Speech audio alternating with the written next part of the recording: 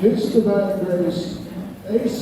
Bhaktivedanta Swami, Srila Prabhupada, ISKCON Swandaracharya Srila Prabhupada, Anantakari Vaishnava Vrinda Ki, Namacharya Srila Haridas Thakur Ki, Prem Singha Krishna Chaitanya Prabhu Nityananda, Shri Advaita Gadadhara Srivasadi Gaura Bhakta Vrinda Ki, Shri Shri Radha Krishna Gopinath Shankar Radhakund Giriga Dham Ki, Shri Vrindavan Dham Ki, Shri Mayapur Dham Ki, Shri Jagannath Puri Dham Ki, Shri Shri Radha Radhanath Ki, Shri Girigarbha Dham Ki, Shri Chaitanya Mahaprabhu Ki, Shri Nrsimhadeva Bhagavan Ki, Shri Nrsimhadeva Bhagavan Ki, Shri Nrsimhadeva Bhagavan Ki,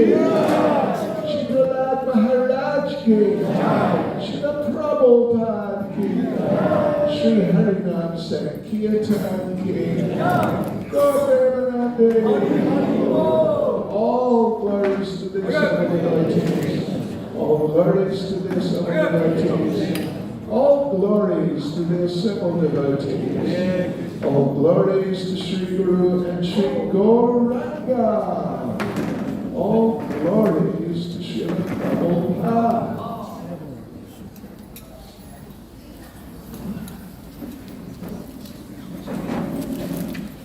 Namaste Nrsimhadeva. Namaste Nrsimhadeva. Radha Radha Radhaya Radha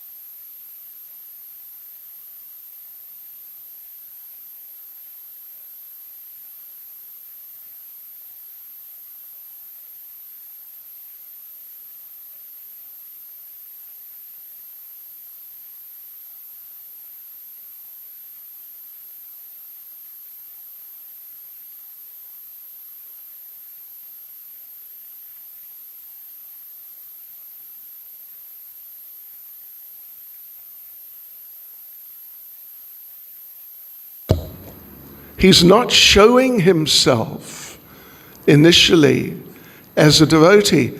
Then he started going to school, and Hiranyakashipu, after Prahlad had been at school for a while, Hiranyakashipu wanted to check, how's he doing? Is he learning all the nice demoniac things? How to cheat with a nice smile on your face, and how to exploit, how to divide and rule, and various other sort of political ways to manipulate things. So that's what Prahlad and the other children of the demons were being trained in. And Hiranyakashipu wanted to check, how's he doing? Is he learning different ways of cheating and how to lie very effectively, etc. So he asked him, he called for Prahlad to come from the school, and he asked him, what is the best thing you've learnt at school? And Prahlad, with a big smile on his face, just in ecstasy, he said, yes, best thing, Shravanam Kirtanam Vishnu, Smaranam Padasevanam. Haribol? No. Achanam Vandanam Sakyam Dasyam Atmanavedanam. These are the 9 processes of devotional service: hearing, chanting, and remembering the Lord, etc. And of course, Hiranyakashipu really didn't appreciate that. And he was going to execute the teachers on the spot, because he thought they were teaching Prahlad these things, but they said, no, it wasn't us. So Hiranyakashipu gave them another chance, but he assumed some devotees must have sneaked into the school in disguise, and they'd been spreading these types of ideas. So he told the teachers, take him back, I'll give you another chance, but watch out for Vaishnavas in disguise. Yes. So anyway, Prahlad, he went back to school, but now he was really actively preaching to his school friends. And I will read one verse here, which is Prahlad speaking to his school friends. Shri Prahlad Uvacha Komara Acharet Pragyo Dharman Bhagavatan Iha Durlabam Manusham Janma Tad Apyadruvam Artada, which means one who is sufficiently intelligent should use the human form of body from the very beginning of life. In other words, from the tender age of childhood. So, yes, he's preaching to his school friends. So one should use the human form of life from childhood to practice the activities of devotional service, giving up all other engagements. The human body is most rarely achieved, and although temporary like other bodies, it is meaningful, because in human life one can perform devotional service. Even a slight amount of sincere devotional service can give one complete perfection. So this is the first verse of, I forget actually the chapter number, but it's there in the 7th canto, and the chapter's called to the effect that Prahlad preaches to his demoniac school friends. So I don't know how it was when you were at school. I remember how it was when I was at school. That was in the 1960s.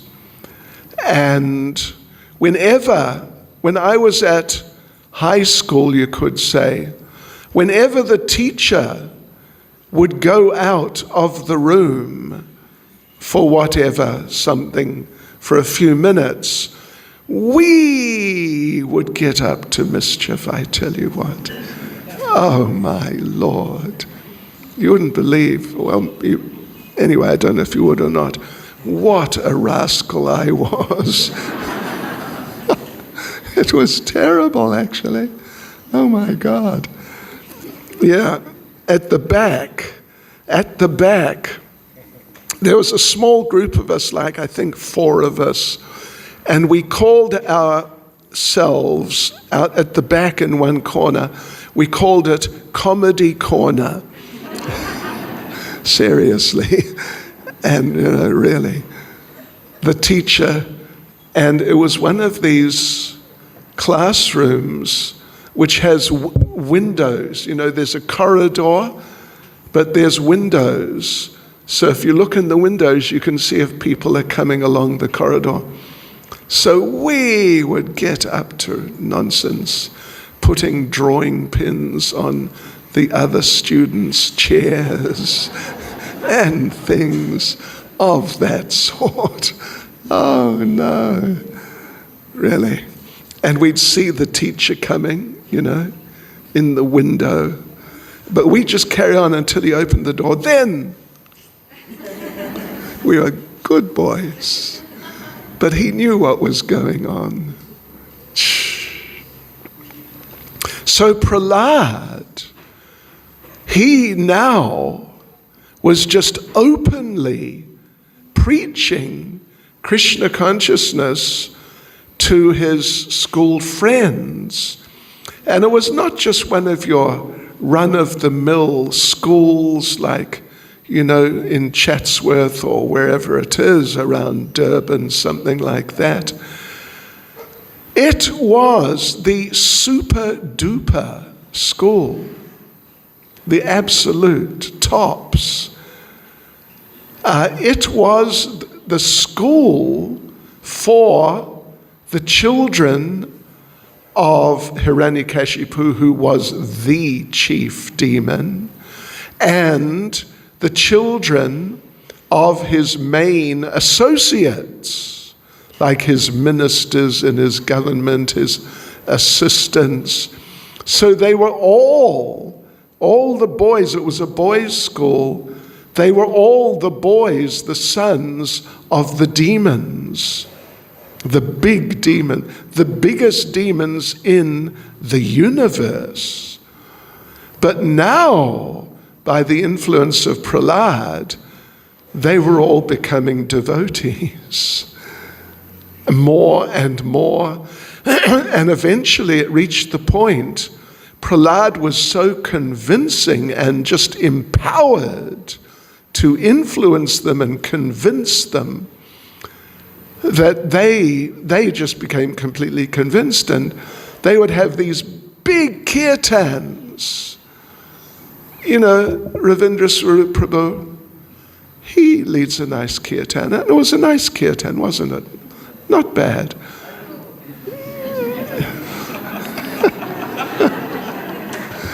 But they had kirtans while the teacher was out visiting the bathroom or something.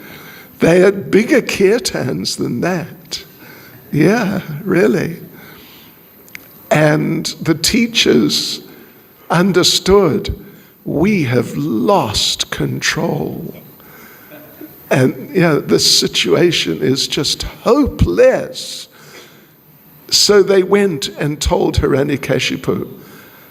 This is now the second time. First time, Hiranyakashipu said, okay, listen, I'll give you a chance. Have another go. Give it another try with Prahlad. But now they could see it was too late. It was just too late. They were goners. So they went and they told Hiranyakashipu, this is the situation. And it's not us. It's not us.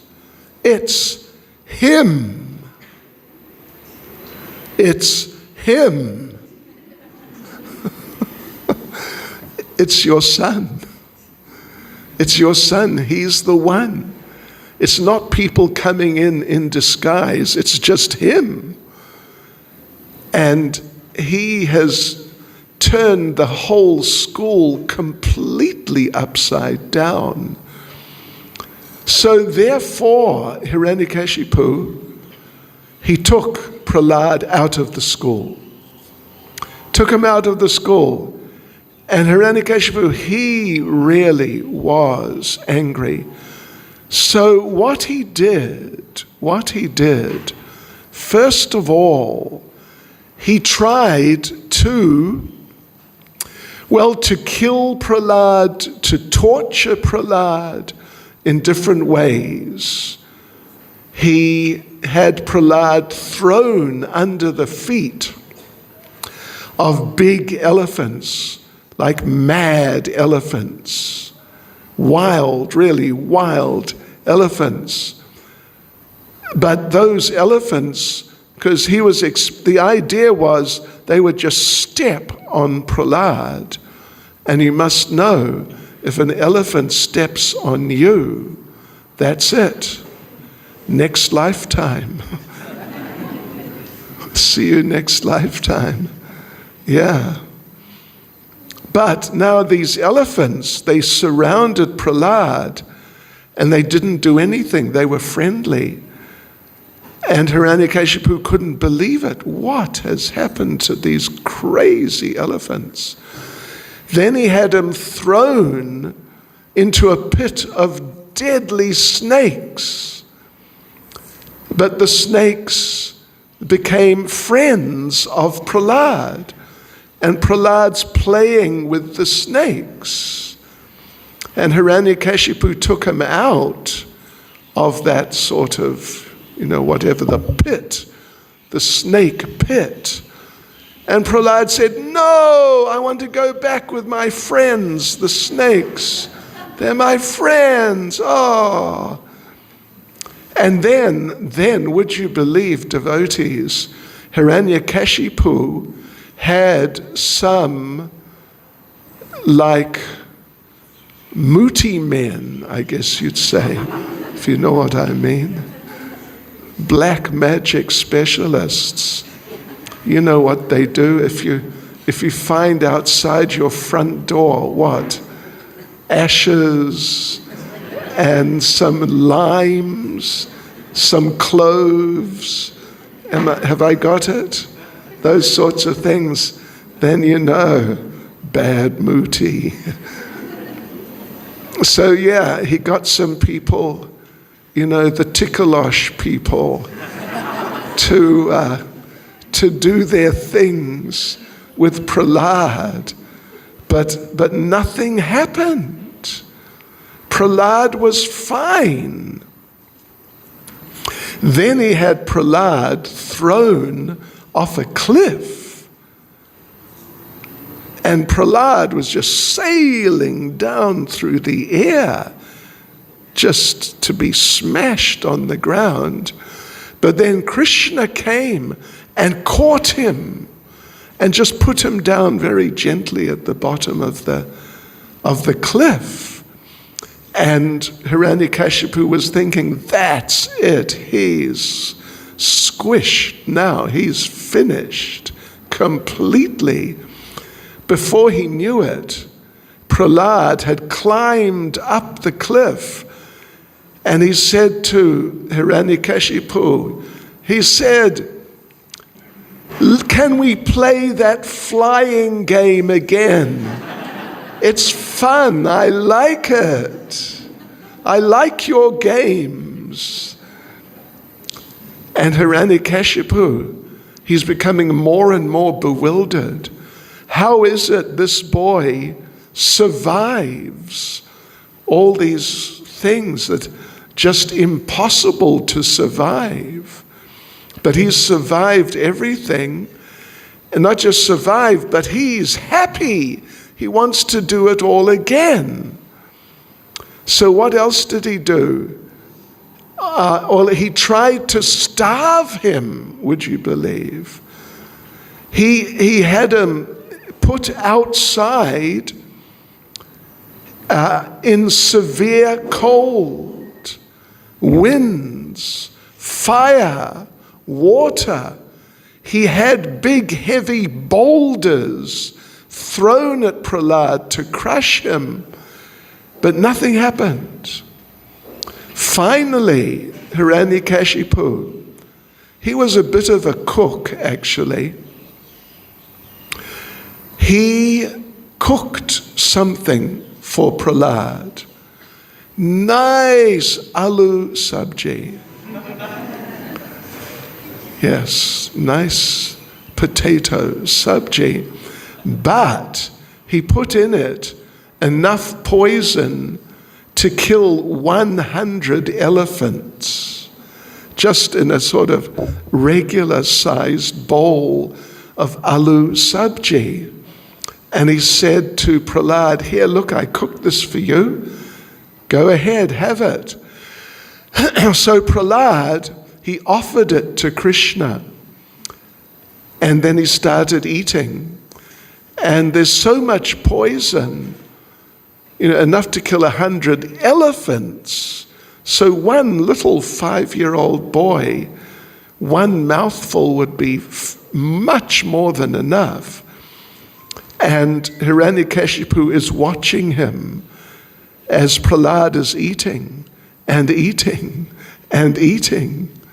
And Prahlad told him, "Pita, Daddy, I didn't know you're such a good cook." As he's eating, and Hiranyakashipu's watching him and asking, "How do you feel?" And Prahlad said, "Really good. It's really nice." And at the end, he said, "Pita, can I have some more?" So by this time, Hiranyakashipu was at his wit's end or beyond. And so he asked him, he said, "My son, Prahlad, you rascal, you know that when I'm angry, all the planets of the 3 worlds tremble, along with their chief rulers. Tell me, by whose power has a rascal like you become so impudent that you're fearless in front of me? Where are you getting your power from?" And Prahlad, of course, said, "I'm getting my power from the same place as you, from Lord Vishnu." Haribol. Yes. And now Hiranyakashipu is just in total frustration and even fear, because now he's afraid that this boy is so powerful. I could not survive those different things, but he has survived them all. Maybe he will kill me. So yeah, Hiranyakashipu is in this kind of mixed up consciousness.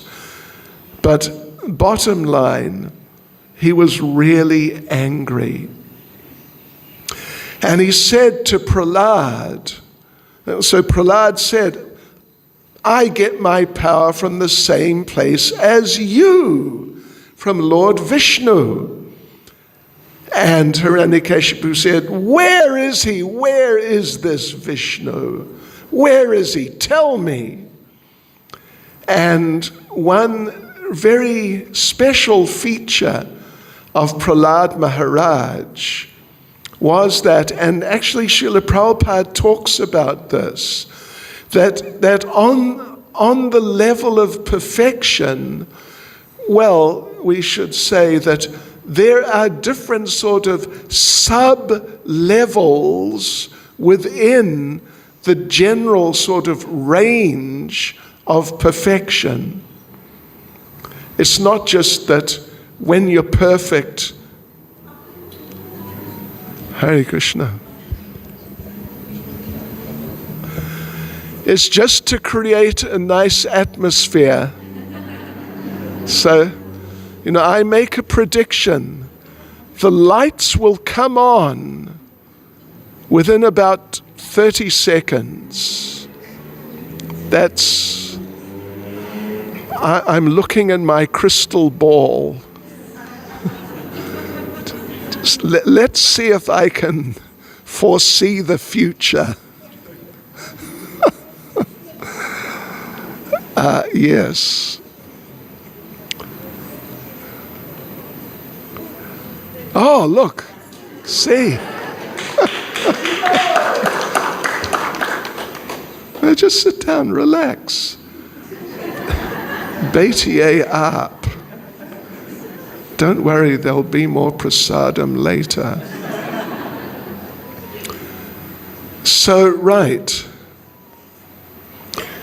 Prahlad, yes, so Srila Prabhupada talks about different levels of perfection. They're all parts of perfection, but they're different levels. And he says one level is that the devotee is perfect and appreciates the presence of Krishna everywhere, but cannot see Krishna. Maybe sometimes he catches a glimpse, but it's not like he's seeing Krishna all the time. But then on a higher level, the devotee is actually seeing Krishna all the time, just as we are seeing each other right now, just the same. So Prahlad was on that higher level. He was seeing Krishna just everywhere. I've told the story before, I'm sure some of you have heard. Srila Prabhupada in Edinburgh, 1972, he had just done a program in Glasgow, this is Scotland, and then he came back after the program to the temple, which was in Edinburgh. It's just about 100 kilometers away. And he was sitting there and the devotees were speaking with him. And one devotee asked Prabhupada, is it really true that the pure devotees can see the Lord everywhere?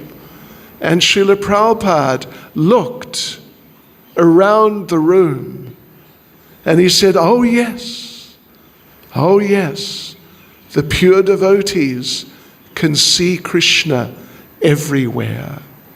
And the devotees who were there, they got this very clear impression that Prabhupada was seeing Krishna everywhere. And Prahlad was seeing Krishna everywhere.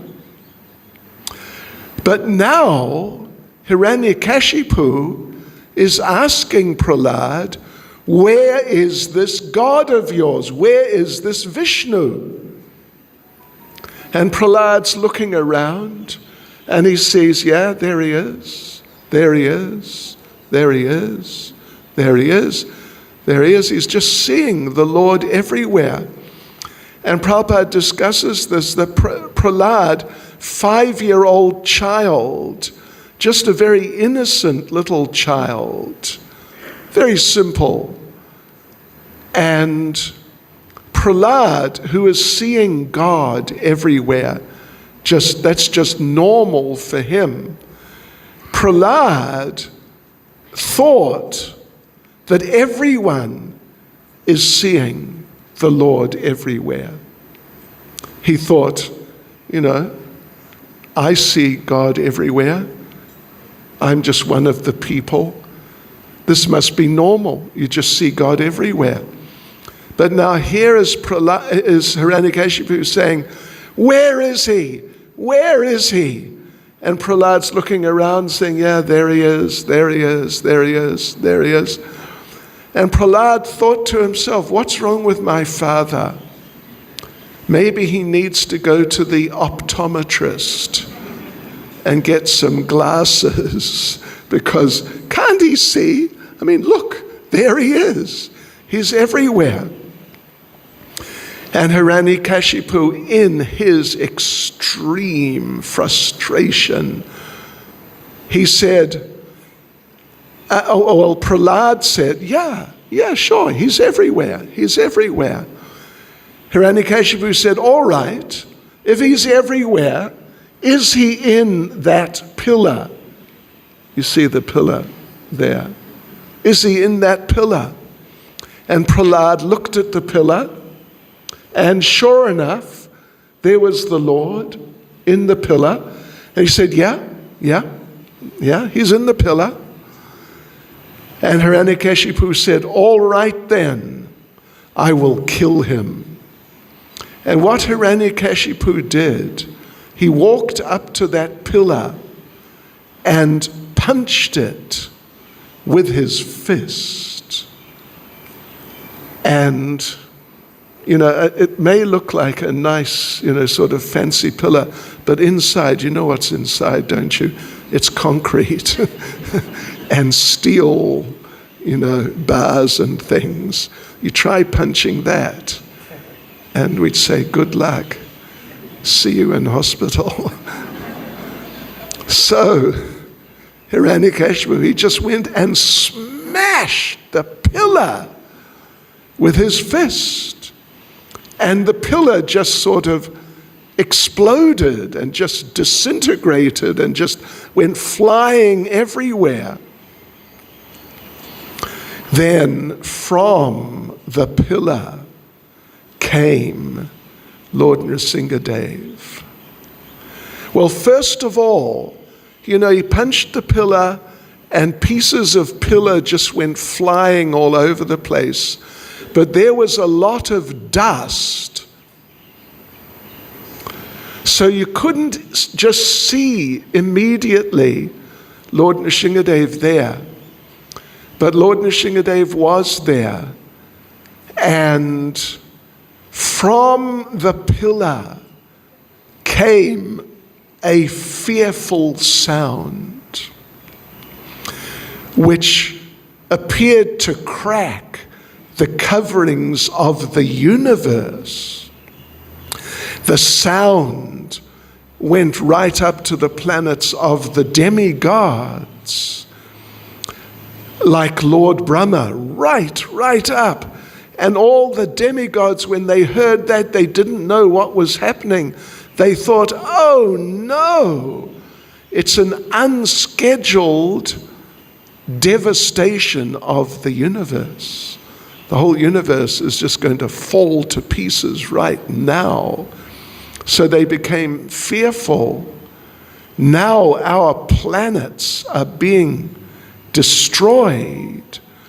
So then, hearing the sound made by Nrsimhadeva, he made different sounds. One sound he made was a high-pitched laughing sound. And then a roaring sound, because he's half man, half lion. So these different sounds.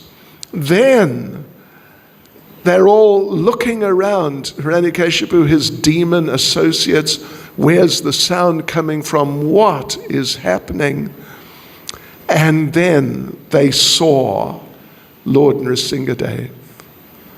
Lord Nrsimhadeva appeared with 10 arms. 10 arms. You see there. This is a miniature. It's a miniature.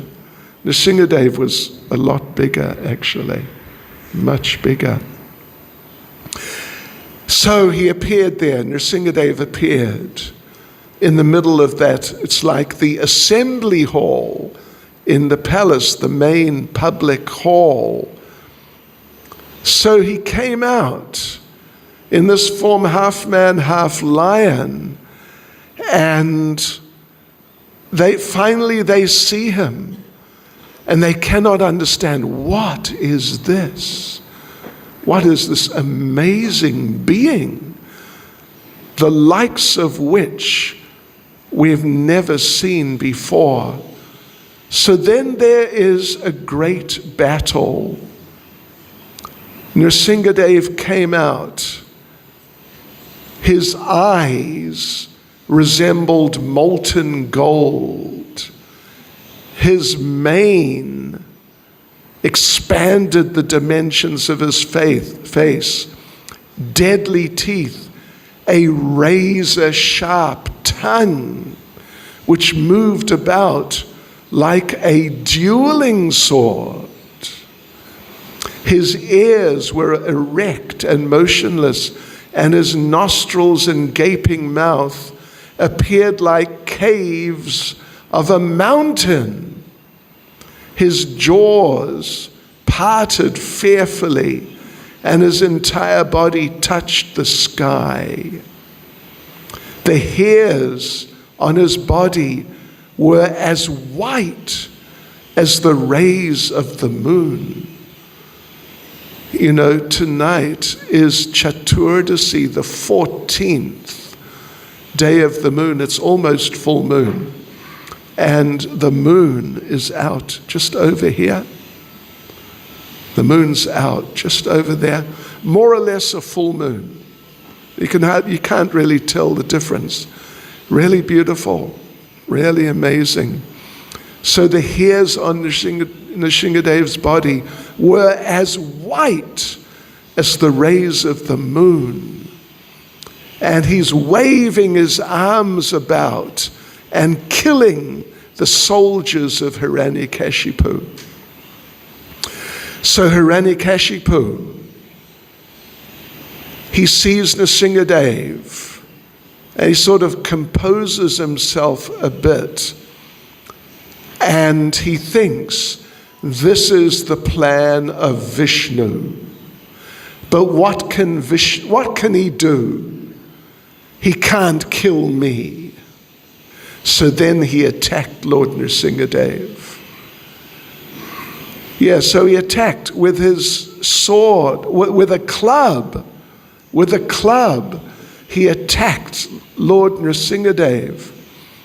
And Bhagavatam says, just as a small insect falls into a fire and the insignificant creature becomes invisible in the fire, when Hiranyakashipu attacked the Lord, who was full of effulgence, Hiranyakashipu became invisible, just sort of absorbed in the Lord.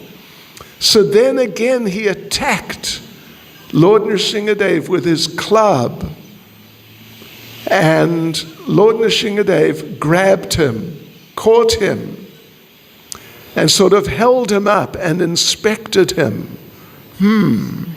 Okay. Then Lord Nrsimhadeva let him escape. Hiranyakashipu thought, just see, I escaped. You can't beat me. I'm going to kill him. But it was just Lord Nrsimhadeva playing with him, they say, as sometimes cats play with mice. Yeah. Let the mouse go, and the mouse runs away, and the cat jumps on him and grabs him again. So this is what Lord Nrsimhadeva was doing with him. And finally, devotees and friends, making a loud, shrill sound of laughter, the Supreme Personality of Godhead, who is extremely strong and powerful, captured Hiranyakashipu, who was protecting himself with his sword and shield, leaving no gaps open. With the speed of a hawk, Hiranyakashipu moved sometimes in the sky and sometimes on the earth, his eyes closed because of fear of Nrsimhadev's laughter. So listen to this, devotees. Are you ready? Fasten your seatbelts. It's best if you're sitting down and just hold on to something, if there's something to hold on to. As a snake captures a mouse, or Garuda captures a very venomous snake, Lord Nrsimhadeva captured Hiranyakashipu, who could not be pierced even by the thunderbolt of King Indra, as Hiranyakashipu moved his limbs here, there, and all around, very much afflicted at being captured. Lord Nrsimhadeva placed the demon on his lap, supporting him with his thighs, and in the doorway of the assembly hall, the Lord very easily tore the demon to pieces with the nails of his hand. Shri Nrsimhadeva Bhagavan Ke. Shri Nrsimhadeva Bhagavan Ke. So there you go, devotees. That's goodbye, Hiranyakashipu. It's the end of Hiranyakashipu. But then you know what he did, Lord Nrsimhadeva did? He garlanded himself with a whole string of intestines of Hiranyakashipu. Big garland, blood everywhere, and the contents of the intestines all over the place. Anyone fancy a Mahagarland? So then, Lord Nrsimhadeva, with his 10 arms, uprooted Hiranyakashipu's heart and then threw him aside. And then he turned on the soldiers of Hiranyakashipu and just started tearing them to pieces. So, it's very interesting because, actually we talked about it this morning. Hiranyakashipu had these, we mentioned, didn't we, just now?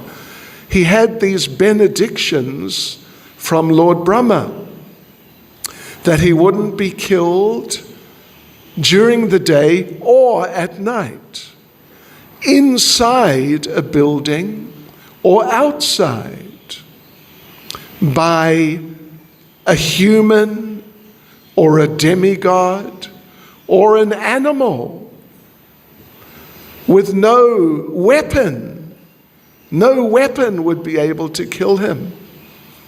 So here, Lord Nrsimhadeva killed him, but devotees, it was twilight. It was not day, it was not night. The sun had set, so it was just sort of that in-between period. So it wasn't the day, it wasn't the night. So Lord Brahma's benediction was not compromised. And it wasn't inside, and it wasn't outside. It was in the doorway, right in the doorway. And it was not a weapon.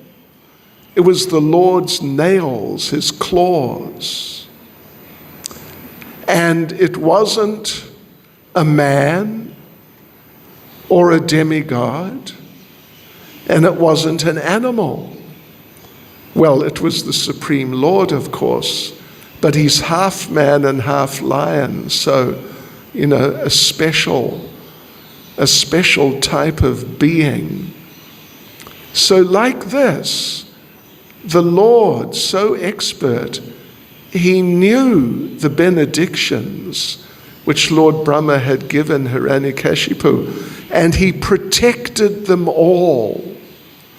All of the benedictions were allowed to stand, but still the Lord killed Hiranyakashipu. So then the Lord was screaming and roaring, just so loud the universe was shaking. The demigods, normally when the Lord appears from time to time, and the demigods, they see the Lord, they interact with him sometimes when he comes, but now they were too frightened because Lord Nrsimhadeva was waving his arms around, 10 arms, waving them and just destroying people and destroying the palace. So what to do? So the demigods took Prahlad and pushed him forward. You go and speak to him. So Prahlad went, and Lord Nrsimhadeva accepted him very nicely. And Prahlad garlanded Nrsimhadeva, and Nrsimhadeva patted him on the head and embraced him. So like this, such a wonderful pastime, such an amazing pastime. Let me just briefly tell you one thing. I was, many years ago, I think it was 95 so it's close to 30 years ago, I was, would you believe, in Russia, in Siberia, on this very day, Lord Nrsimhadeva's appearance day. And there's many devotees in this city, many devotees, hundreds of them. And they had a big festival and they had a drama.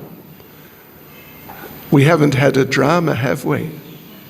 Anyway, they had a drama of the appearance of Lord Nrsimhadeva. But it was a bit unusual. For Lord Nrsimhadeva, somehow or other, they chose one elderly Mataji.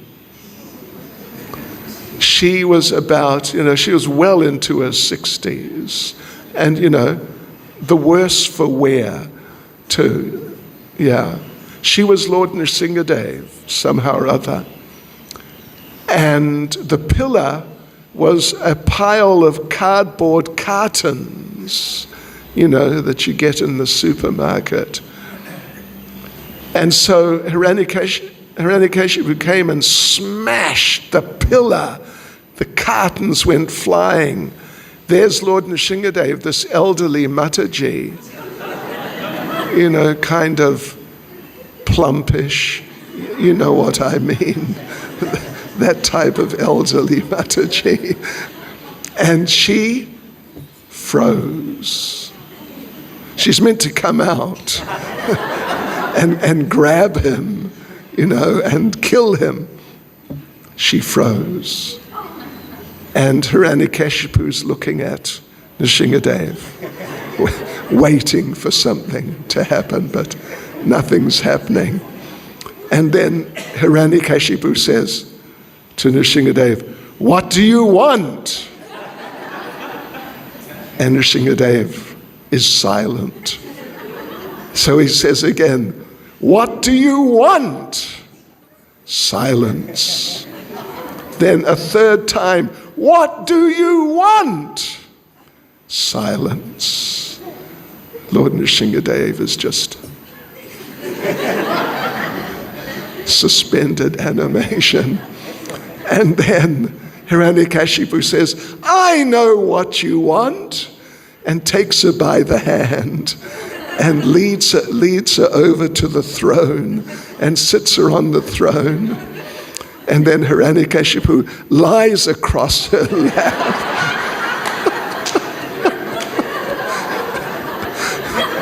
Seriously, it was one of the funniest things I ever saw in my life. Oh my gosh. And then suddenly Lord Nrsimhadeva woke up and started pulling out the intestines, etc., etc. But everyone, our dramas, our dramas, they're usually sort of slapstick, and we don't do so many serious dramas. But this time the devotees were just about paralytic with laughter. They just completely lost control. Ah, Krishna. Anyway, okay. So, devotees, I just want to address one other point, and it's a point in principle. It's a philosophical point, you could say.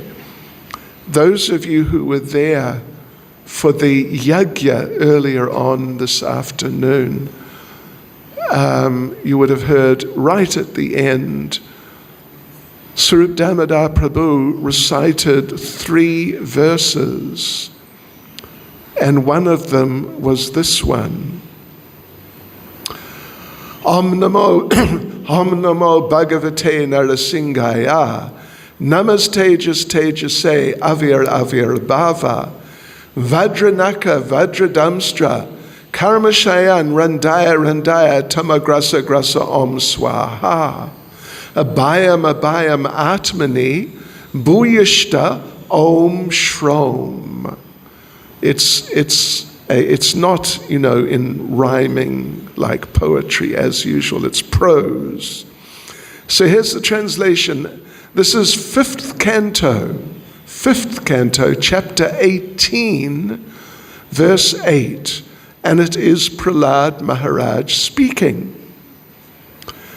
So Prahlad says, I offer my respectful obeisances unto Lord Nrsimhadeva, the source of all power. O my Lord, who possess nails and teeth just like thunderbolts, kindly vanquish our demon-like desires for fruit of activity in this material world. Please appear in our hearts and drive away our ignorance, so that by your mercy we may become fearless in the struggle for existence in this material world. So this is Prahlad. This is actually a Nrsimhadeva Mula mantra. Mula mantra. Mula literally means root, but it's like a foundational mantra for the worship of Lord Nrsimhadeva. So, Srila Prabhupada, there's a whole purport, I won't read the whole thing, but Srila Prabhupada says that Hiranyakashipu was the personification of material desire. Hiranya means gold and Kashipu means a soft cushion or bed. Materialistic persons always desire to make the body comfortable, and for this they require huge amounts of gold. Thus, Hiranyakashipu was the perfect representative of materialistic life. He was therefore the cause of great disturbance to the topmost devotee Prahlad Maharaj until Lord Nrsimhadeva killed him. Any devotee aspiring to be free of material desires should offer his respectful prayers to Nrsimhadeva as Prahlad Maharaj did in this verse. So it's Prahlad speaking. So yeah, the thing is this, that we all have material desires. That's not very surprising. That's to be expected because we've all been brought up in this material world. And of course now we've taken to Krishna consciousness, and that's wonderful. That's very, very good indeed. But we haven't really been devotees for such a long time. You know, like, how long you been a devotee? How many? 20 years. Okay. Yeah, you're a new boy. I've been a devotee, or whatever, you know, a member of Prabhupada's ISKCON, a little over 50 years. So I'm, no. So I'm a new boy too. I'm a new boy also.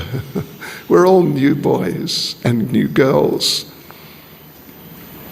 But the thing is, we have material desires, and that's what's stopping us from progressing, or at least slowing our progress. Or maybe sometimes we even go backwards. It's possible. Some material desire may come up and it may sort of get the better of you, at least for the time being. And you find that you start contemplating material life again.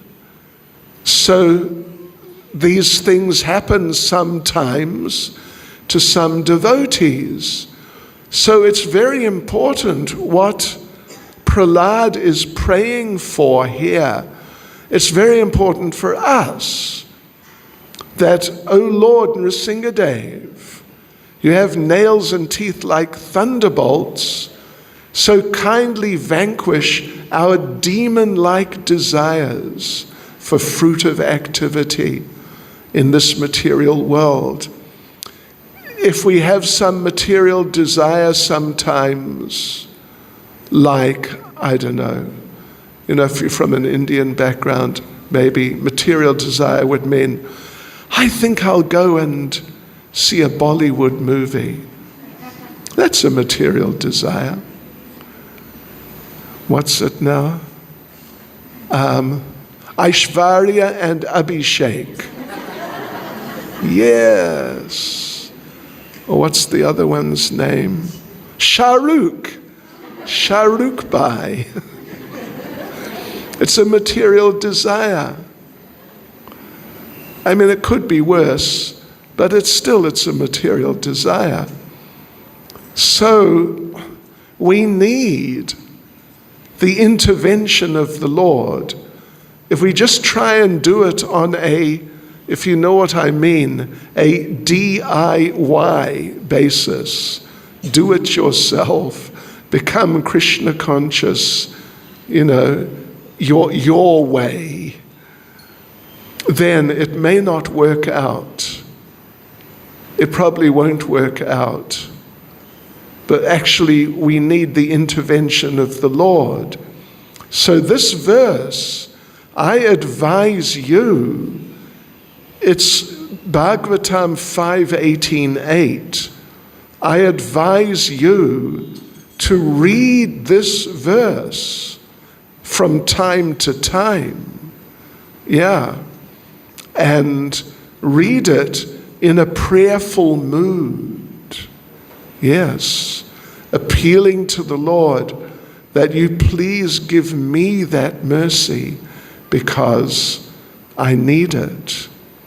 Vanquish our demon-like desires. We may think, well, you know, I got a few material desires, but they're not demon-like. They're just minor material desires. Not so bad. But actually they are so bad They're all dangerous. So we should pray like that and pray also, please appear in our hearts and drive away our ignorance, so that by your mercy we may become fearless in the struggle for existence in this material world. In other words, Lord Nrsimhadeva, he appeared to protect Prahlad, and he did. What an amazing pastime, incredible. But he's also to protect us. He's also there to protect us. You know, we chant Hare Krishna, that's the main thing, we chant Hare Krishna. But when there's some danger, when there's some challenge, some difficulty, something like that, then Krishna likes it. You can always just pray to Krishna anytime, even if there's great danger. You can just pray to Krishna. But Krishna likes it when, if there's special circumstances, in this case, if there's special danger or challenge, some difficulty, Krishna likes it if we approach him for mercy to deal with the situation in his form as Nrsimhadeva. And that's why Prabhupada said that when he had like a sort of a heart attack or stroke, 1967, in New York, and the devotees didn't know what to do, so they asked Prabhupada, is there something we can do? Any ceremony? Is there any special prayer? And Prabhupada taught them the Nrsimhadeva mantras that we use at the end of Arti, as we already did a little while ago this evening. So when there's some challenge, some danger, some difficulty, Krishna likes it, and he will respond more if we approach him for mercy in his form as Lord Nrsimhadeva. Hare Krishna. Shri Nrsimhadeva Bhagavan Ke. Shri Nrsimhadeva Bhagavan Ke. Shri Nrsimhadeva Bhagavan Ke. Shri Prahlad Maharaj Ke. Go Premanande. Haribol. Hare Krishna. There you go, devotees. Thank you very much.